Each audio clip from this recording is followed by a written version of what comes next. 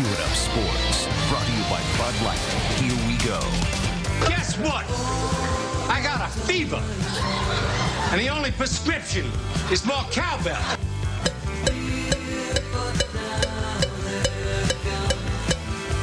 Oh, well, I would have a fever, playoff fever that is, if I lived 3 hours to the north or 3 hours to the south.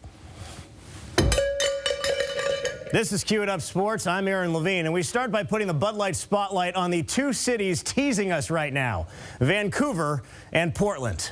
No offense, soccer fans, but in the four major professional leagues, Vancouver has one franchise, the Canucks, and Portland has one franchise, the Blazers. Thanks to those two teams, both cities are in the middle of playoff hysteria, and we're in the middle of setting records for the lowest crowds at Safeco Field. Mariners baseball, ready to play. Homestand starts tomorrow. Be there. In a region this populated, we shouldn't have to drive 150 miles to experience playoff fever, nor cling to one, maybe two local franchises to create the true playoff craze this area deserves. This is about the point when the Washington Stealth lacrosse fans call in and say, hey, we're in the playoffs. Don't forget about us. Well, don't worry, guys, I won't. I was at the game last night. It's a great franchise, a great following. But this is not Tri-Cities or Bakersfield, California, where a crowd of 6,000 is supposed to take the entire market by storm. Whether it's Everett, Seattle, or Tacoma, we're part of the 13th largest media market in the country, and we've been part of a 7-game playoff series just twice in the last 10 years, both with the Sonics, a team that's no longer in town. Since the start of 2006, of the top 24 media markets in our country, only 2 have been void of a 7-game postseason series of a major professional team: Charlotte, North Carolina, and Seattle. A third, Sacramento, is about to lose their lone team. And the new head of the NBA's relocation committee is none other than Clay Bennett, who stole our team and took them to Oklahoma City. It's laughable and downright disgusting. To be clear, this is not an argument over spilt milk. It's an argument that we have every right to push for a new arena that will likely not bring us just one team, but 2 teams to this amazing city. NHL, NBA, or both, we'd be back where we belong, and we wouldn't have to experience playoff fever at this time of year through our relatives in Portland or Vancouver.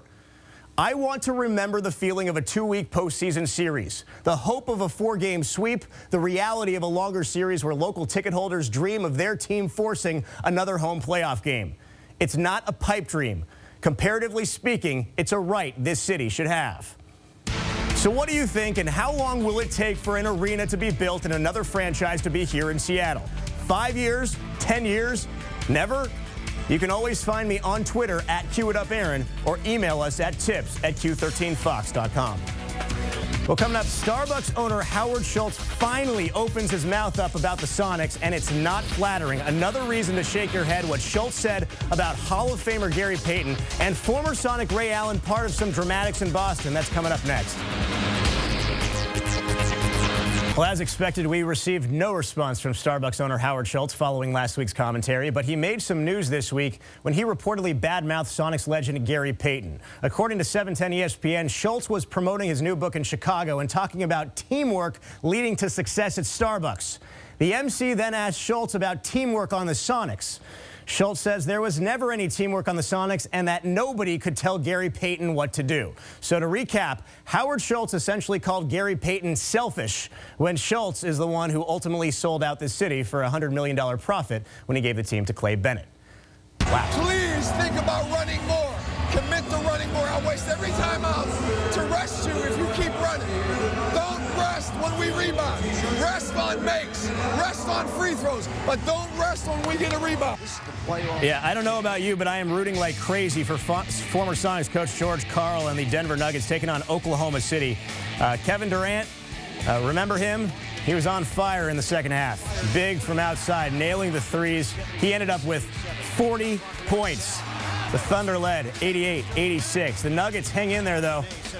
Nene, the dunk, and one. That cuts the Thunder lead to 98-95. But when Durant wasn't scoring, this guy took over. Russell Westbrook, remember drafting him? Some big buckets down the stretch. He had 31 points.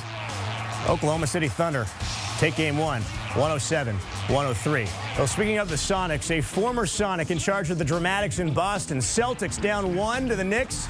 Ray Allen knocks down the three to give Boston the lead.